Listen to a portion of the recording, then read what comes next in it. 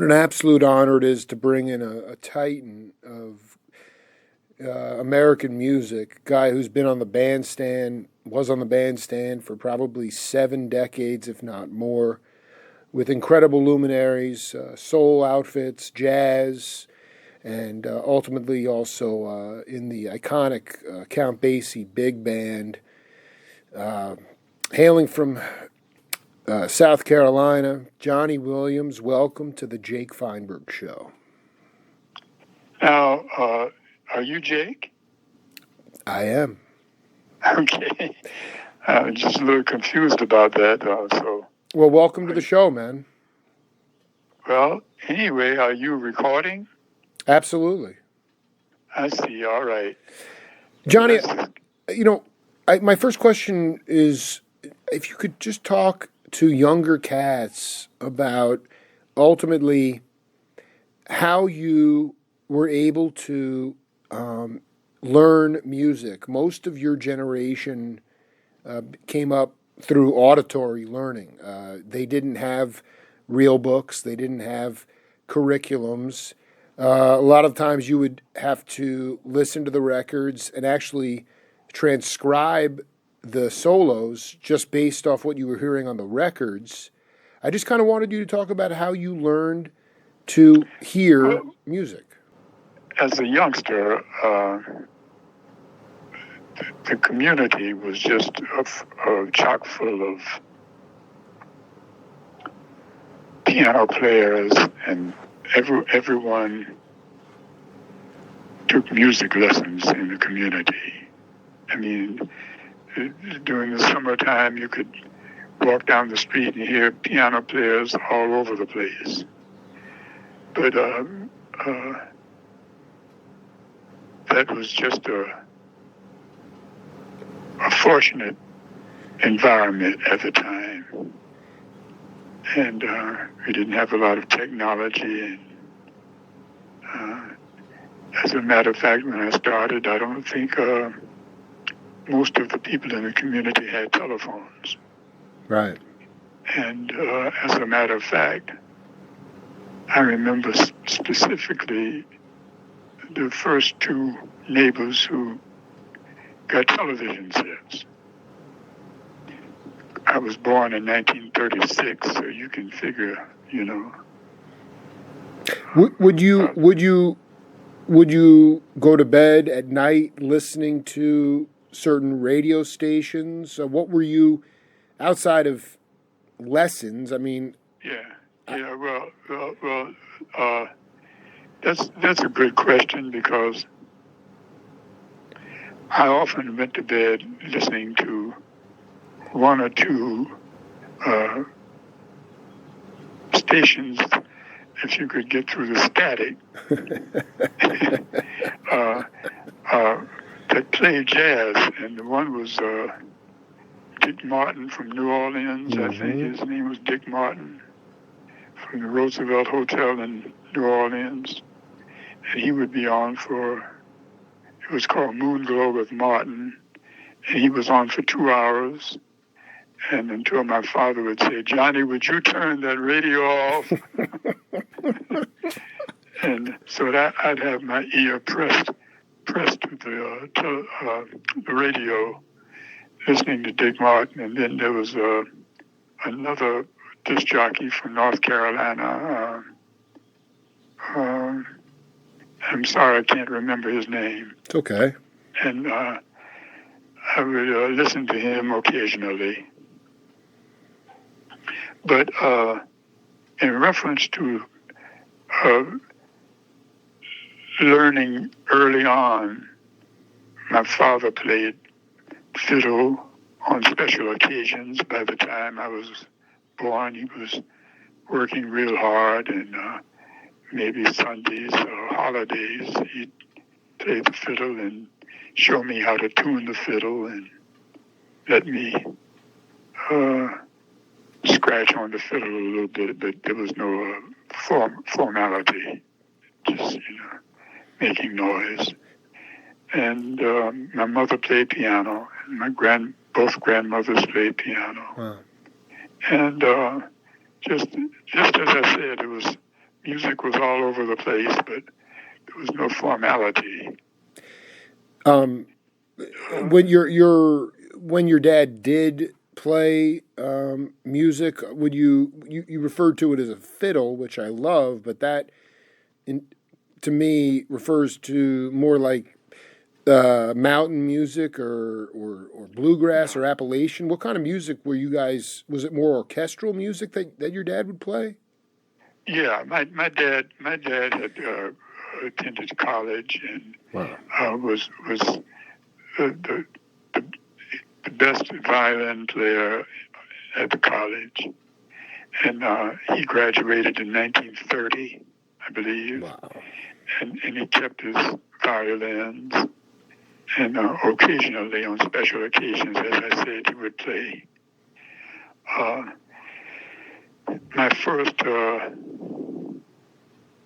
lessons were on piano, and I hated them. I didn't like my teachers at all. I started meeting people later on who really knew how to motivate me and encourage me. And my interest began to rise. Must have had 4 or 5, or maybe more, piano teachers. And anyway, didn't really take to the piano except for playing boogie woogie.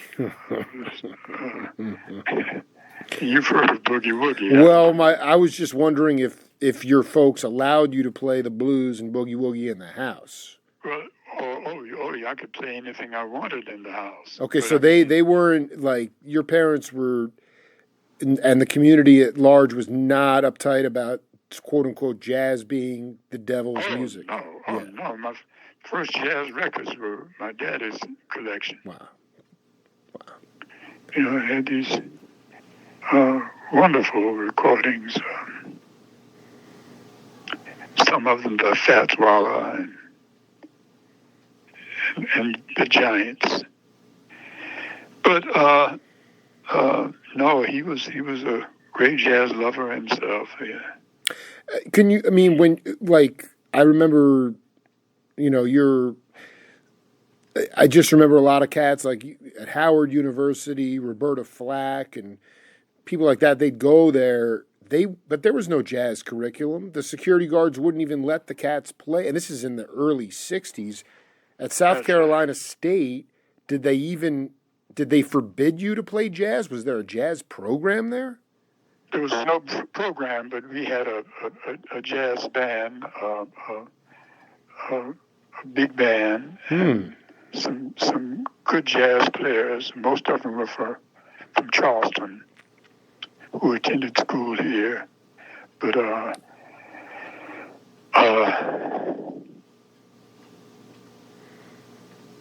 the idea that where were you guys like? Could you play in the school cafeteria? Would you play concerts? I mean, to me, jazz was basically at the university level. I mean, outside of later on, it was Berkeley or North Texas. But I mean, I just wonder. Well, let me clear this up for you. Let's go past high school now. Sure. Okay. Yeah.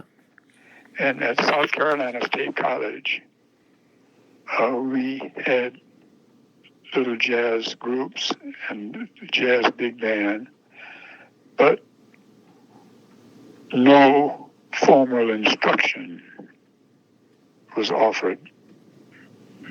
No jazz program was offered. Right. And no one taught improvisation, anything of that nature. You just guys got together and played, and then we played for the college dances and played in rural communities around South Carolina for junior, senior proms and dances. And so anyway,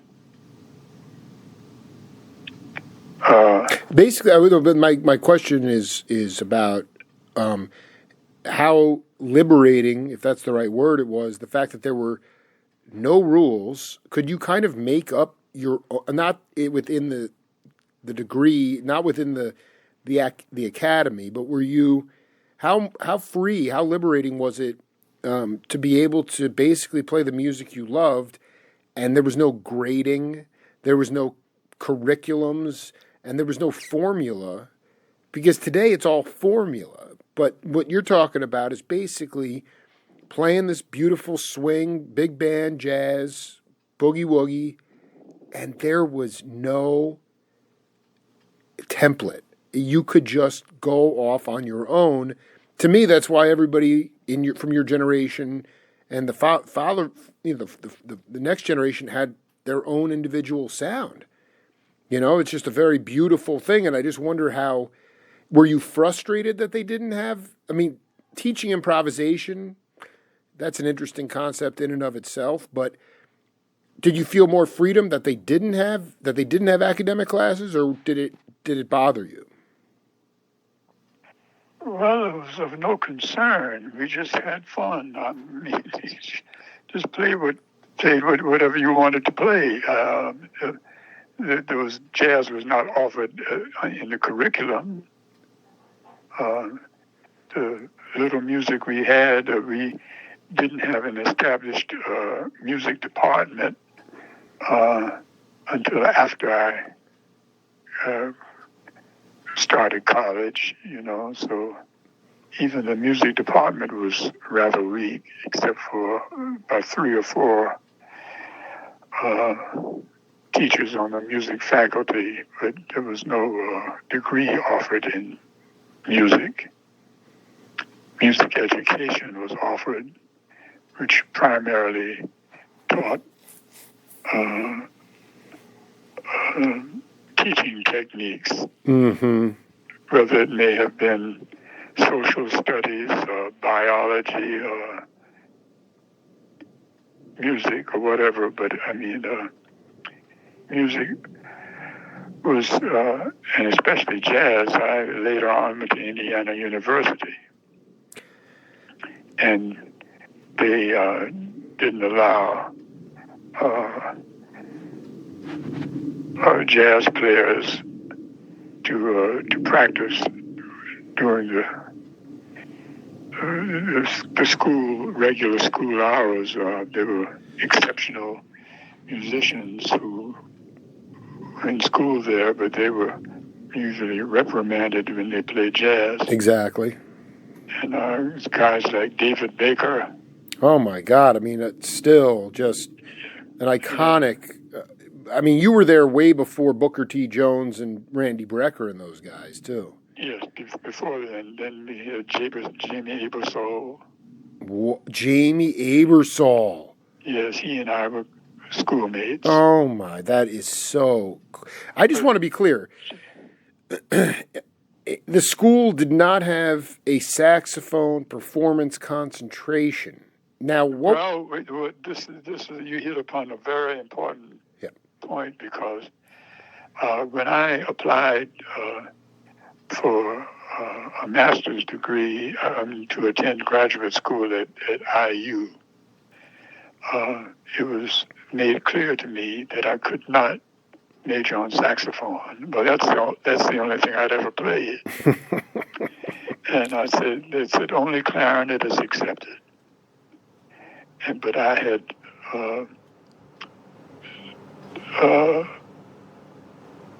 learned saxophone in high school and continued to play and picking up points and little ideas from my classmates.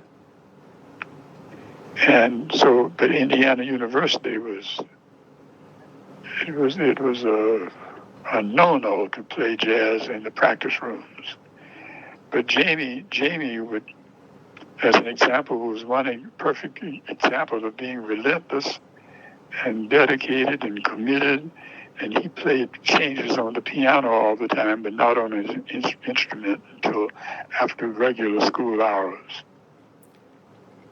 he played saxophone at night Hmm. in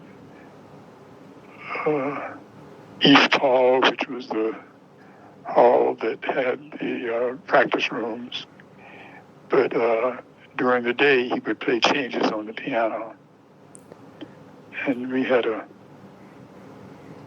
few teachers who would storm out of their offices and shout not to play that music in here, you know. But anyway. Can you, I mean, at 45, I'm 45 years old, and I'm trying to, I would love you to talk about why, for instance, like, saxophone was forbidden as a performance concentrate. Like, why couldn't you major in saxophone? Why was it only clarinet? Well, the standard then was the symphony orchestra. Right. It was a racial thing. And we don't like to hear that all the time, but that's the price we have to pay for it.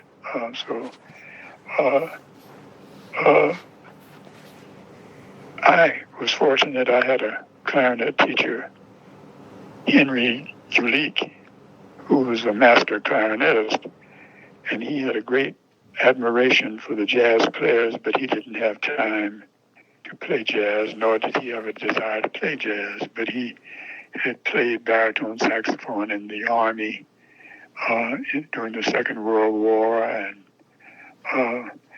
was very open-minded. But once you entered his office for your clarinet lesson, it was all clarinet, all symphony-oriented concept. And so, like the Earl, I was told that I could only major on clarinet, and I had only played clarinet self-taught for about a year and a half. And when I got to IU, I was just completely terrified when I heard all these wonderful classical clarinet players who had studied privately since they were 7, 8 years old. And I was self-taught on clarinet. But I started at IU in the grad program. And during the after hours, David Baker would rehearse his big band, and Jamie Gibbersoul and Larry Ridley on bass. Oh, are you kidding me, dude? Larry Ridley? Yeah, right. Oh, come on. Johnny Williams was in there too, I know. Who, me? Were you playing with them at late night? Not so much.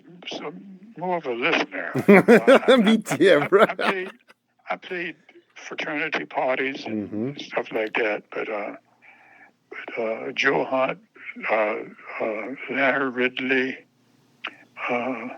wow, several guys were really, really, really playing well. I mean, they were from Indianapolis.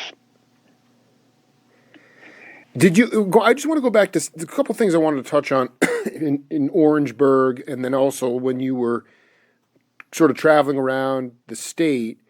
Did you have an opportunity to play for the Pentecostal church or the tent revivals? No. But were you privy to that stuff? I mean, to me, like those were the holy rollers. I mean, those cats would set up the tents. You'd have a preacher up there with maybe a guitar, maybe not. But I mean, people were falling out of the pews, and that was church was on the bandstand. I mean, did you even get exposure to that when you were traveling the state? Well, just as I said, in the community, you were exposed to it, whether you were traveling or not. It was a part of the culture. Right. But yet but that was considered more, again, going into the blues and the sanctified church. Did you? Yeah, they were all over the black communities, all over the South. But for the blues, you heard more of it coming from Mississippi. Right. And jazz, you heard coming from New Orleans and Charleston, South Carolina, and places like that. Absolutely fascinating. Talking to Johnny Williams here on the Jake Feinberg Show. Did cats like Earl Hines or Fats Navarro, who were some of the cats that you got a chance to see that would actually, I mean, it took a lot of courage for a lot of these dudes to take their bands on the road. Before you went to Indiana University, was there a Chitlin circuit of sorts that you were able to see some of these icons that you were listening to on the radio? Once in a while, some of the great musicians would pass through Columbia, South Carolina, or Charleston, South Carolina, and we would find an excuse to get out of school to get up there. And my favorite station was standing at the stage door waiting for their buses to arrive and asked to take the instruments in so I would have an excuse to get backstage. And so yes, I got a chance to meet so many great musicians standing at the stage door, and they would let me in. And well, who did you meet? I met a lot of people. My goodness, man. I only ask because this is so. I mean, I never got a chance to interview, Dizzy Gillespie, Lou Donaldson. I interviewed Jimmy Heath, but these cats were all your peers. So I'm trying to figure out who those icons were. Was it some of the? But they weren't my peers. I was younger. Jimmy Heath and I became friends years later, until his death. Sure. So that was. So, I mean, just throw me some names because it's not really in my wheelhouse. I'm curious about some of the. Were they ragtime guys? Who were some of the cats that you met? Oh no, this is after ragtime. Well, as an example, I was standing at the stage door waiting for the Stan Kenton band to come. And I beg your pardon, Lionel Hampton's band to come. Wow. And he always had exciting bands. And Herb Pomeroy from Boston. Herb Pomeroy was on the road. He was a road dog big bander at that. That's unbelievable. No, hold on. He was with Lionel Hampton. Herb was in that. This is Johnny. This is so important, man. That I did not know Pomeroy was in Lionel's band. Yeah. But anyway, so I asked him to take his trumpet in, and he said, "Oh yeah, here it is. Walk in." And so anyway, I got a chance to say hello to him and ask him questions. I always had a lot of questions. Young people do. Yes. And I remembered he puffed his cheeks like Dizzy Gillespie. He was an excellent player. And about 6 weeks later, Stan Kenton came through. And who should finally step off the bus but Herb Pomeroy? He had left Lionel Hampton and joined Stan Kenton. And he said, have you been standing here all of this time? I said, yeah, this is my spot. I don't move, man. I love it, dude. I love it. So therefore he let me go in with him. And we were able to stay in touch only by through others, through my Basie years. And but anyway, there were many, I heard many great musicians. Duke Ellington came through several times, and Nat King Cole, and What were they playing, like movie theaters or ballrooms? I'm just curious about, like, because when, cats that were growing up, there was just a very vibrant Chitlin circuit, that ran the Howard Theater in D.C. That's right. I'm just curious. And then there were a bunch of, the Earl Theater in Philly, but down south, was there some of those, what were the venues that would house these titans of jazz? Well, there would only be one-nighters. Right. And no band came to and stayed more than one night usually. And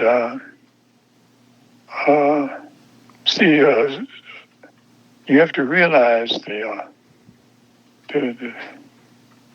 segregation was very strictly, it was apartheid environment. Right. It was no joke. I mean, it was seriously enforced. So music was a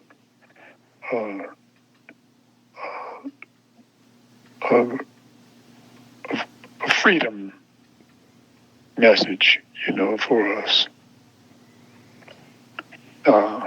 So about twice, 2 or 3 times a year, a great band would pass through, like Buddy Johnson Band, Stan Kenton, Duke Ellington, or Basie, and such great musicians were not accessible to us in small venues, so there was usually the city auditorium, and they would have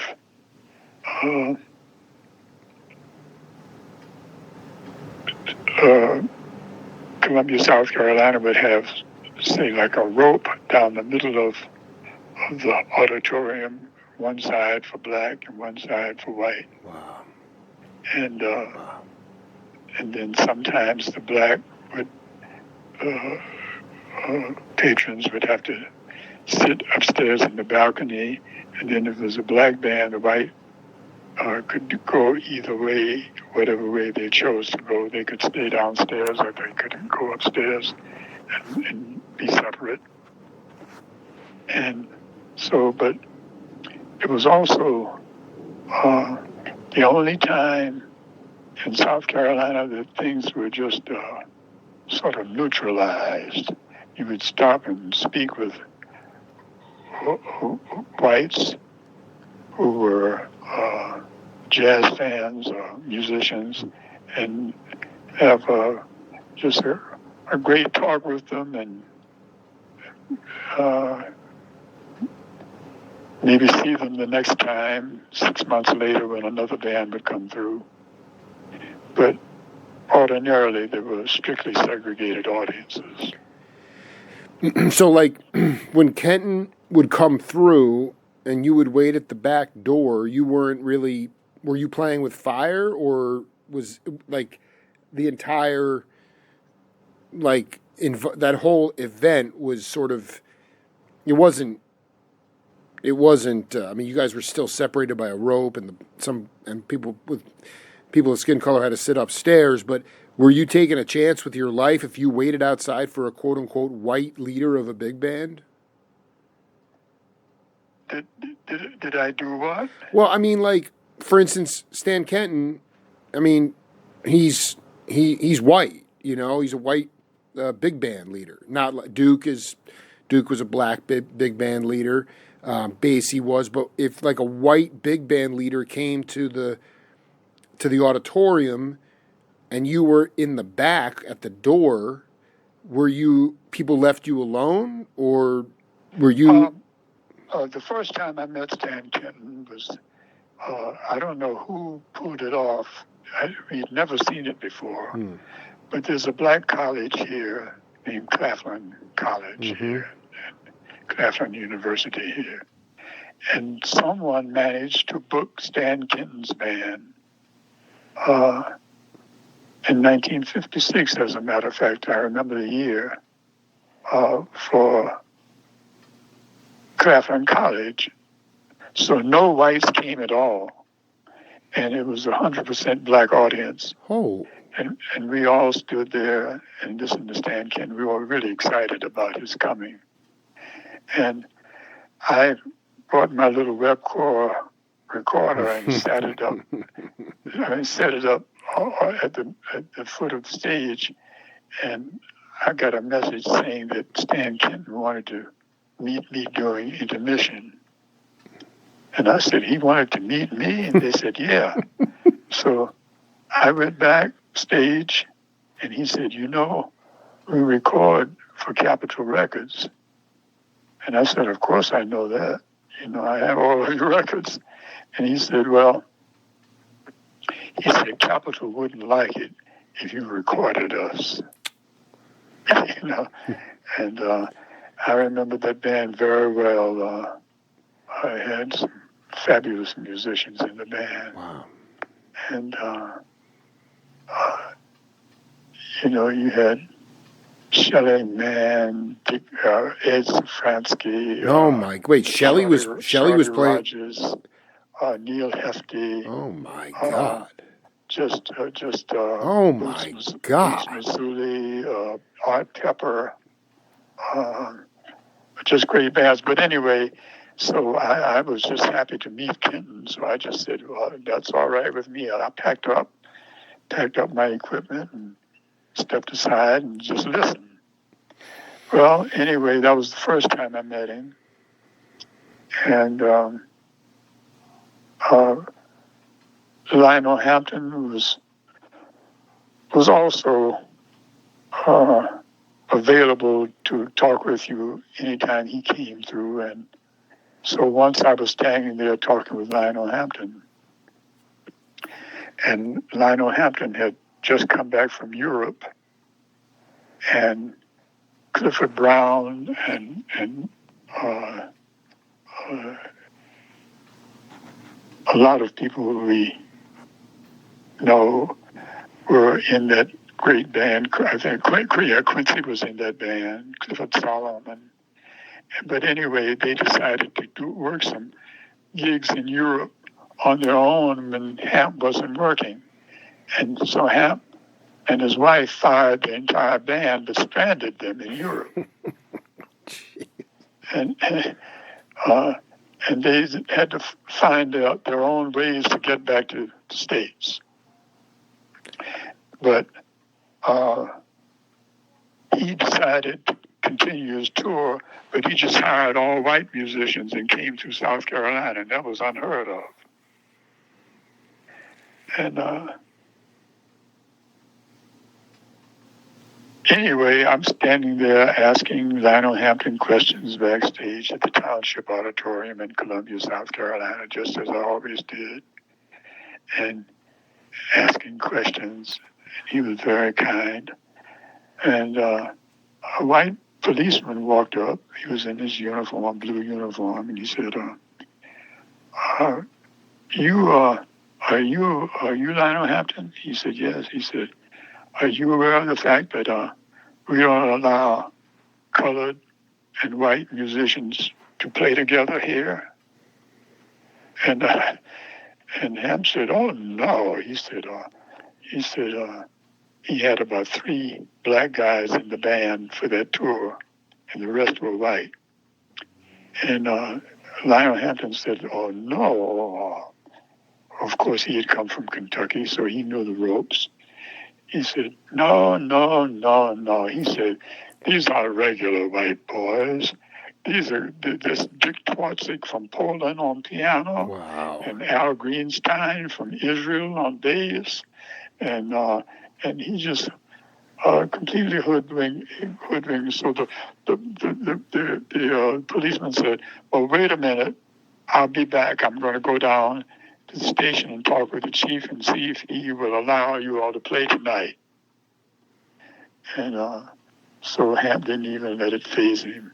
He came back and he said, well, just for tonight only, we're going to let you guys play. And that was the band that Herb Pomeroy was also in. And that was just the day, you know. I mean, it was a fact of life, you know. You weren't supposed to mix. It's so amazingly powerful. I mean, that. Can you recall any other situation growing up where you had the situation where it could be a politician, but I mean the fact that Stan Kenton came to this college in South Carolina and no white people showed up. Stan's leading a white band to a whole black audience. That to me is so symbolically and just sonically inspirational. Can you recall any other times that happened? You know, like did you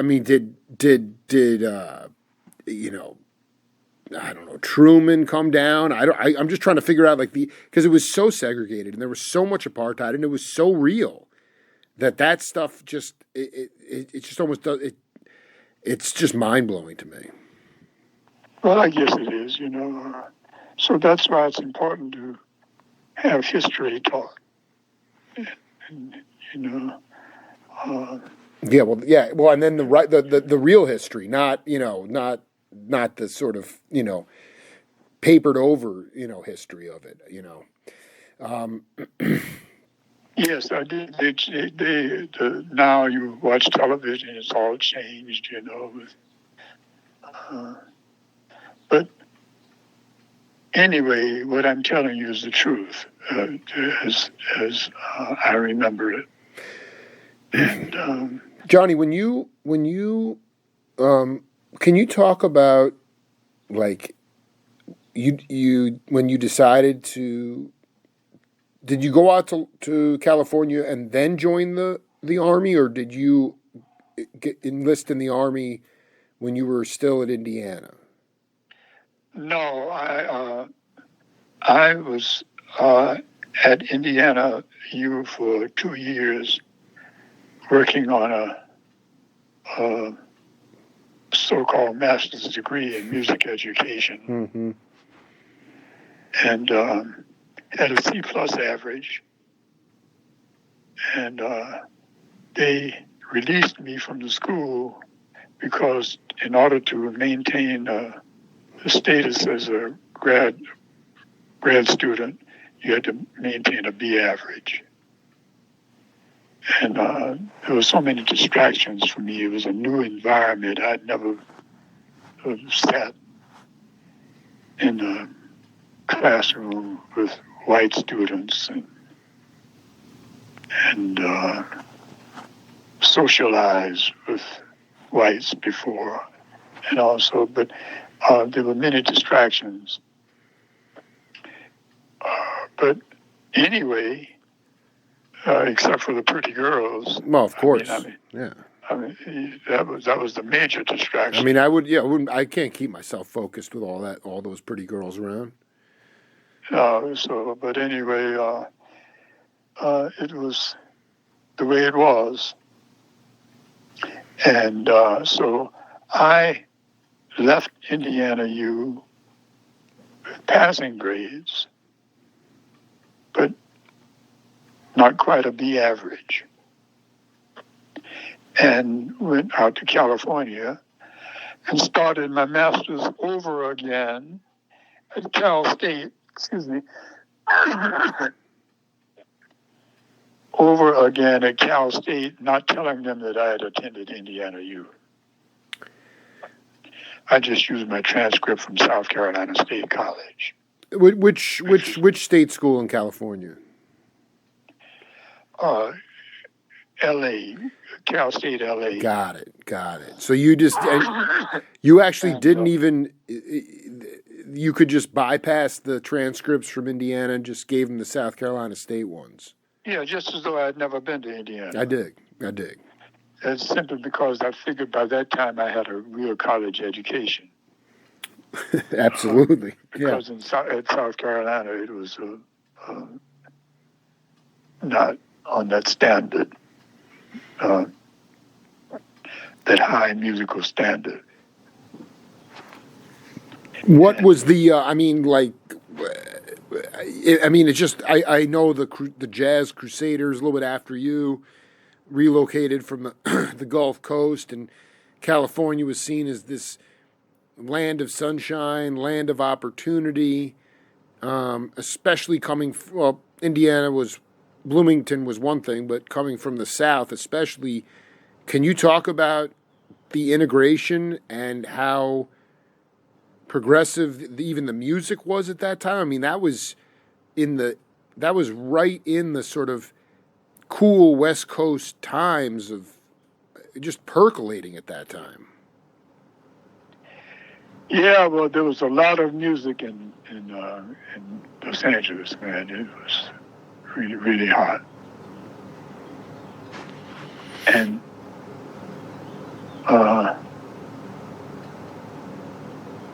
I took private lessons from one of the studio musicians on clarinet. And got a job. Well, actually, what happened really was that I finished my coursework at Cal State, but I didn't write the thesis. I got lazy and didn't write the thesis, but I had good grades with the coursework. But got my greetings from the Army, and at that time, the South Carolina local draft board was following every step that I made. Wow. You know, and they drafted me from California into the Army. And I stopped in an office downtown, and I said, look, I'm a musician, and I don't want to fight anybody. And they said, well, look, if you don't want to wash dishes or fight, get into the band, but you have to sign up for the third year. Well, it would turn out to be a frightening experience initially, but why was that? Great.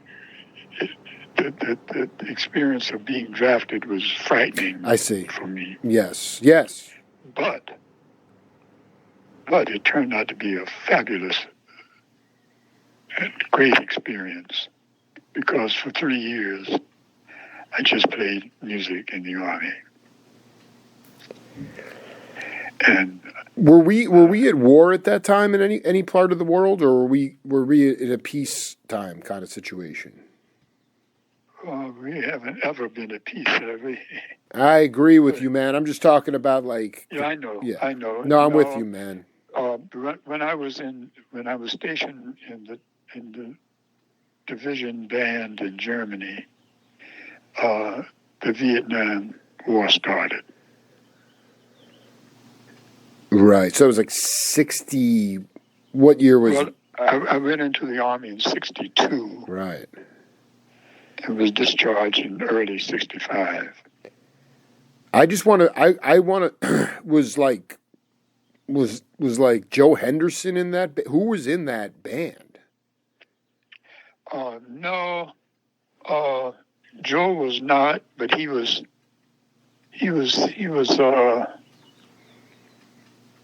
I think Joe may have been a little bit ahead of me. Really? I'm not sure about that. But anyway, there were some great musicians around. Don Menza lived in Munich. Dude, Don Menza is a dear friend of mine. I cannot believe you, because Don Menza was heading off to heavy artillery, and he got into the band, and it saved his life. He would have been dead, he said, without the music in Germany. I can't believe that. That's so beautiful. Well, I felt the same way about after having met him, because I was very often a guest at his home, and his wife would cook, and he and I would listen to opera. He was an opera fan. Yeah. And anyway, he was playing with the Max Greger band. Absolutely. The Max Greger band. Unbelievable. Yeah, Don was there, and I was always welcome in their home, which I will always appreciate. I still tell him that every time I speak with him.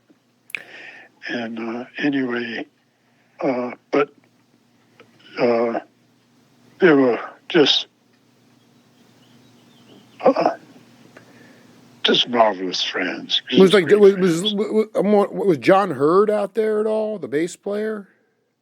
No, I don't think so. Was John Hurd ever in the military? No, no, he was, and ironically enough, he wound up doing painting classes for the army, for the guys in the army, their wives. That's how he stayed off the battlefield. Okay, now would you believe that this is my telephone? Go do what you got to do. I can pause it. Just a moment. Yeah, man.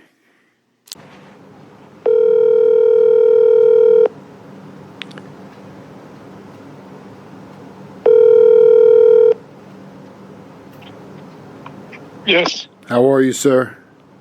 Yes, sir. Hey, can you, when you left, when you got out of the army, I'm just curious about the idea of, how did you wind up connecting with Berry Gordy and the Motown scene? They were still in Detroit at that point.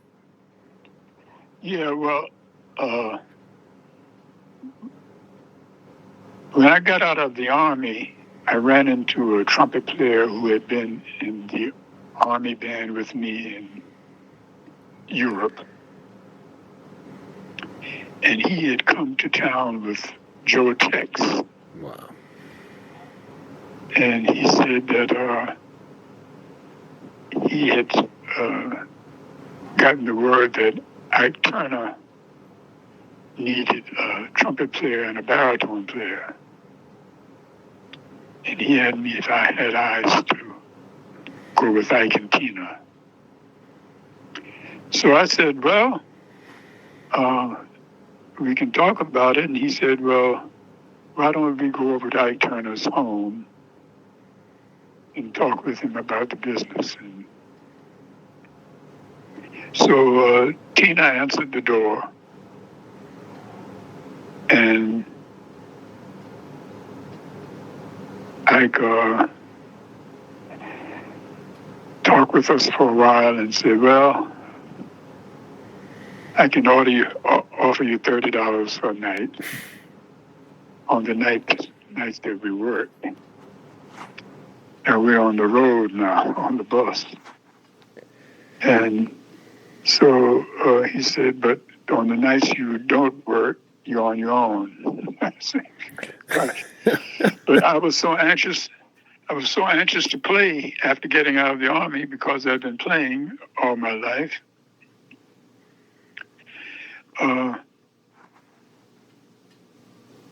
I said, wow. He said, well, I can tell you guys can play, so I'm going to make it $35 each.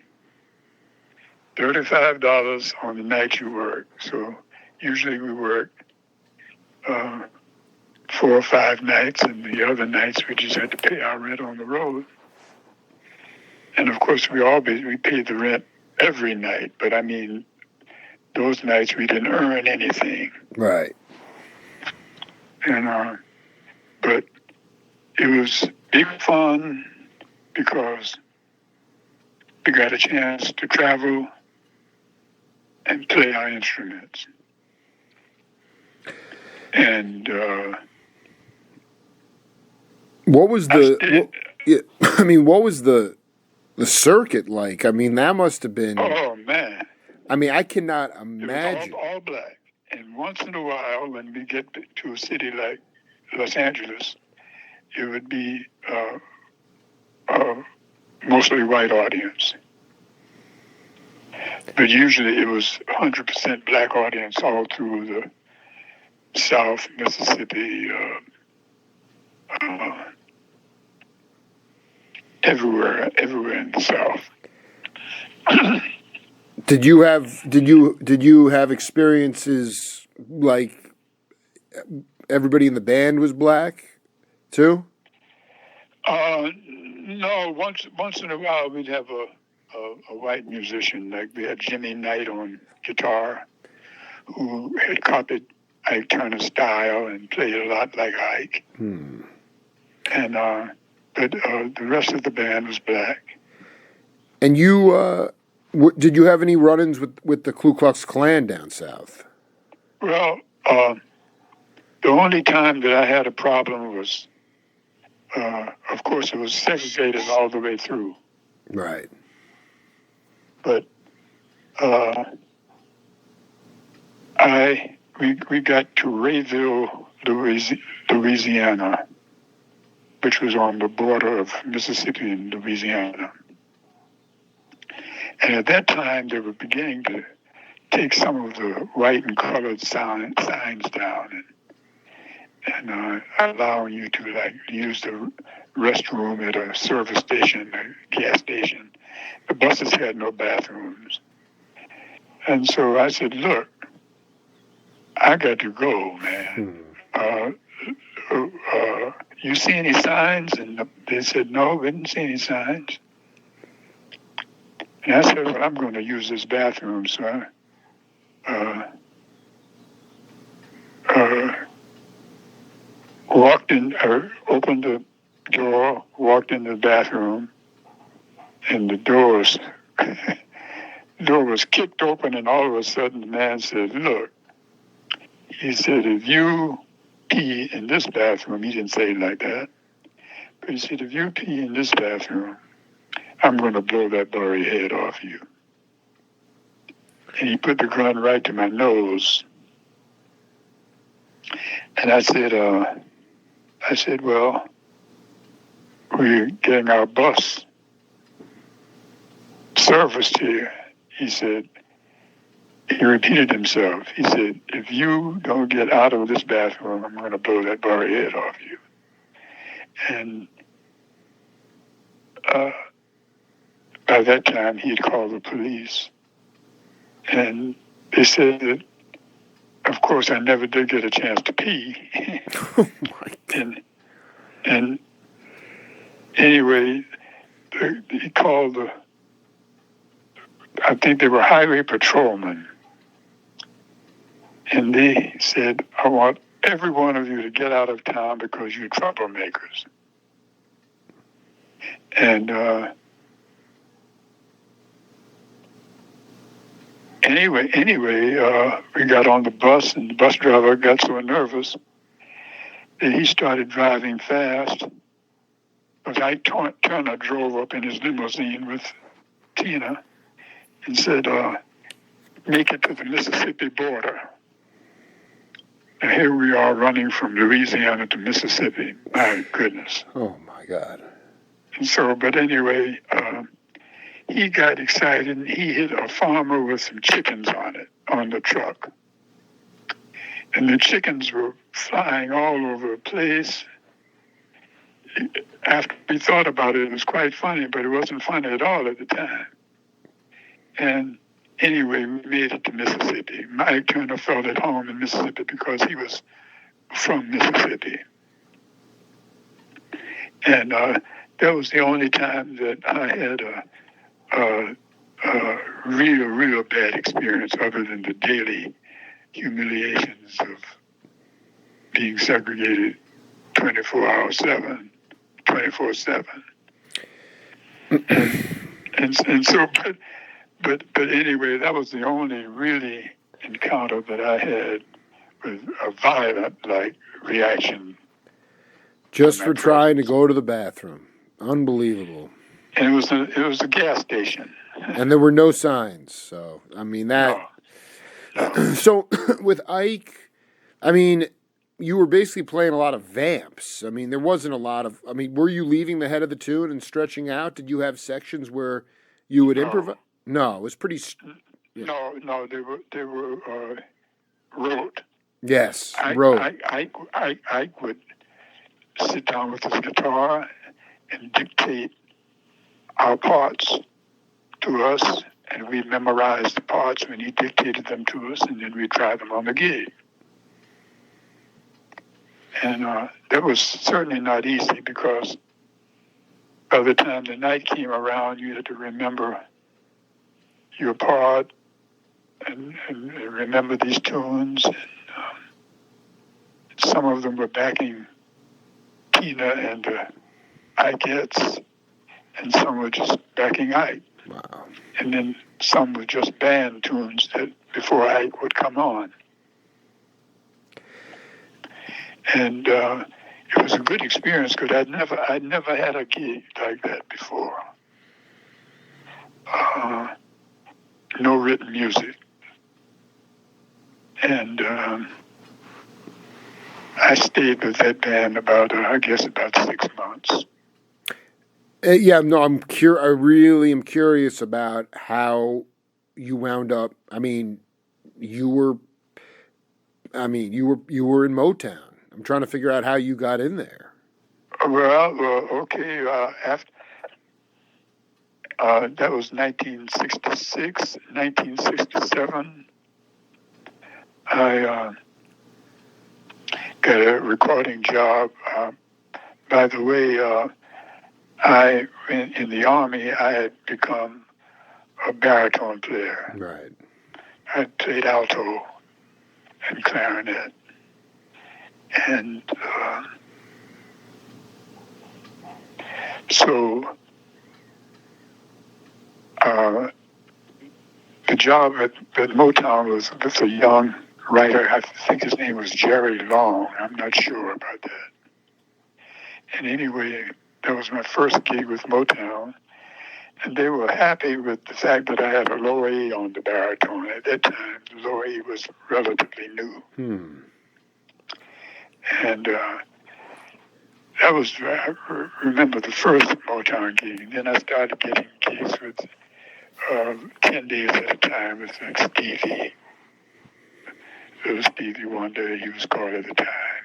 Well, how did you, I'm just curious about, like, when you left Ike, how did you wind up in Detroit? I didn't wind up in Detroit. I was picked up gig by gig by a contractor in Los Angeles. You got to break this down. So you were playing when the bands would come in. You'd play with them live, but did you? I played with them live, but I didn't record with them. You didn't record with them. Did not. No. Did not. Okay, I got it. So you would, like, when they were on tour and they needed you, they would bring a horn section in. No, when they were on tour, they'd come to California. Say like the Temptations or Tops or any of them. Everybody but Diana Ross I played with. But they would bring their rhythm sections, but hire the horns in Los Angeles. Absolutely. So you played with Pistol Allen and James Jamerson? Jamerson, I believe so. I'm not sure because I wasn't paying much attention to, I dig. I was trying to do the gig and. Yeah, you were just trying to sing for your supper, At the time, it was just. I'm just wondering because they brought that rhythm section with them, and that probably was it definitely was the original Funk Brothers, with Earl Van Dyke and Pistol Allen and Jamerson, most likely, Not too sure about the names of those guys. This is, at best I can tell you, it was 1967. Absolutely. So like the singers would bring Maurice King with them. He was the music director, and he would rehearse us over the music. And we'd do the gig. Sometimes the gig would last 10 days, sometimes 2 weeks, sometimes one night. And so I got a chance to play with most of the Motown people. Would they be the same venue for 10 days in a row, or would you go through the state of California? No, it was like the Whiskey a Go-Go for like 10 days. Oh my gosh, that's ridiculous. And then go down to San Diego and play one night. The one night I played with Smokey Robinson, a riot started, and they started fighting, and so the gig was called off. So, my God, there was a riot? Well, let's not call it a riot. No, I get what you're saying. It was a disturbance, and they had to shut the whole thing down. Yeah, they had to shut the entire auditorium down. And but the rest of them we played, like I remembered Stevie so well because I used to like to talk with him. And he was so young, he was still a teenager. And he sat down and played this organ in the nightclub that was sitting around the nightclub. And I said, "Hey, you play organ?" He said, "Yeah, I play piano too." Because at the time he was playing harmonica. Holy cow. And he said, "I'm going to go to college too." So he was playing harmonica and singing or just playing harp? Yes. Oh my God, that is so legendary. So I know Johnny Williams though. Like, were you going to on the nights that you weren't working? Would you go down to Memory Lane or the It Club? Were you playing with jazzers? Yeah. I lived in Los Angeles. So like what kind of small ensembles who were you gigging with at that time? Like when you weren't getting contracted to play with the Motown cats? Oh yeah, but it wasn't. It was just a fight for survival. Like I got a chance to play with a lot of people around town, but sometimes it would be a feast and famine existence. Who, like, which when things were going, when you were feasting, who would you gig with? Oh gosh, I worked with Gerald Wilson. Sure. What about like Chico Hamilton or Charles Lloyd or any of those cats? No. None of the small groups. I was primarily big band. You were primarily big. I dig, man. I dig it. So Wilson. I wonder. I'm trying to think about the other big band guys that were. I mean, Gerald was way ahead of his time out there. Oh yeah. Trying to think about the other big bands that were sort of. I was the initial baritone player with Juggernaut. Right. That's Frank Capp. Frank Capp and Nat Pierce. Wow.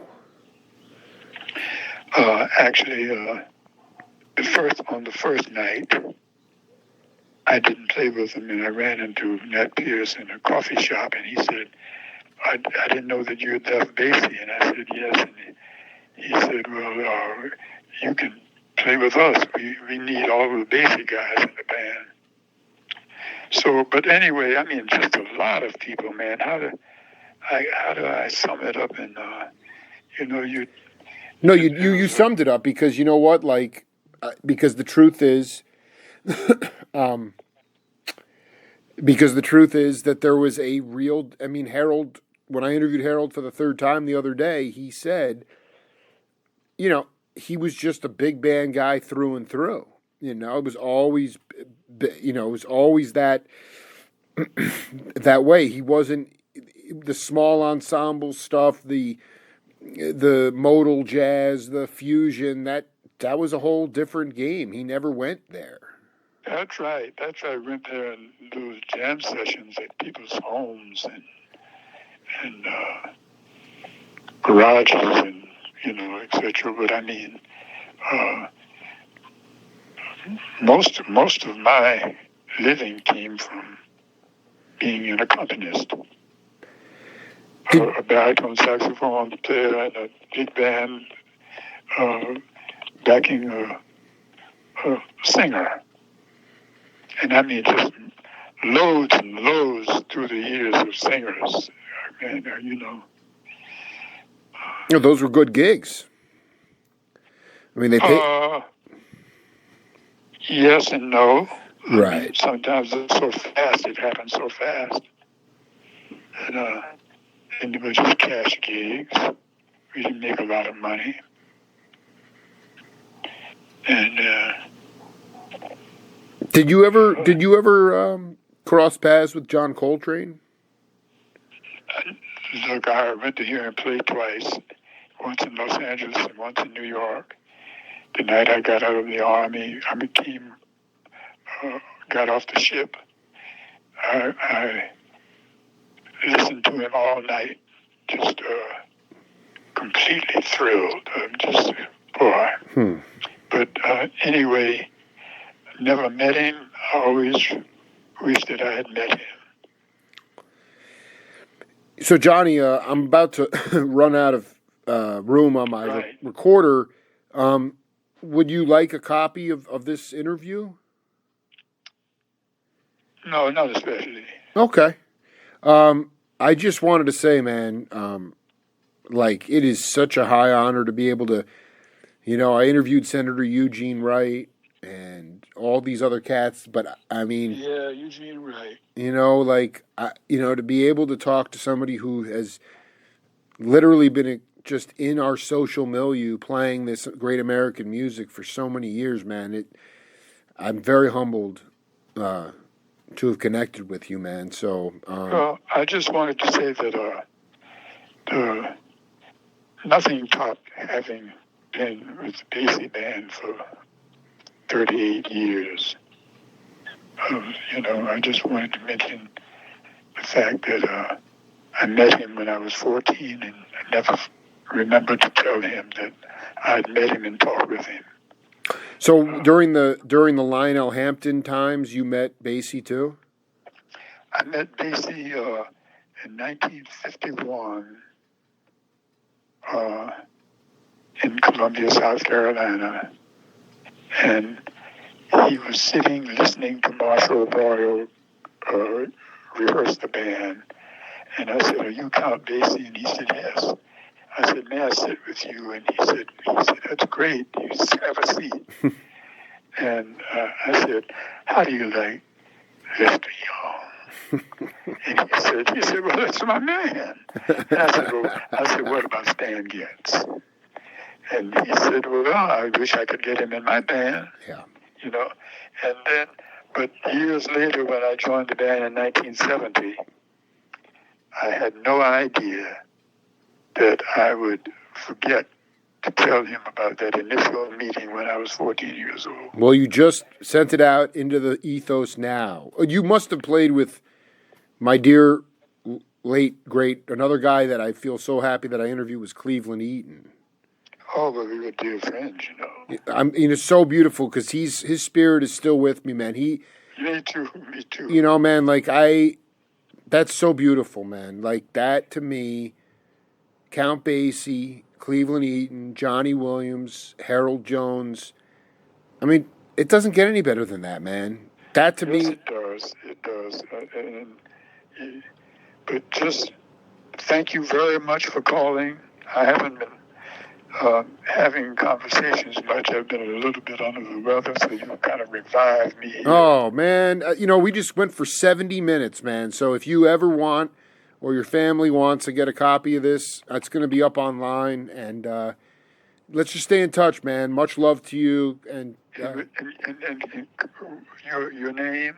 My name is Jake Feinberg, and I got Feinberg. Feinberg, and when I talked to Harold Jones, he's like, the only cat that's still with us from the Basie Band is Johnny Williams. Yeah, well, anyway, I wish all of God's blessings for you, man.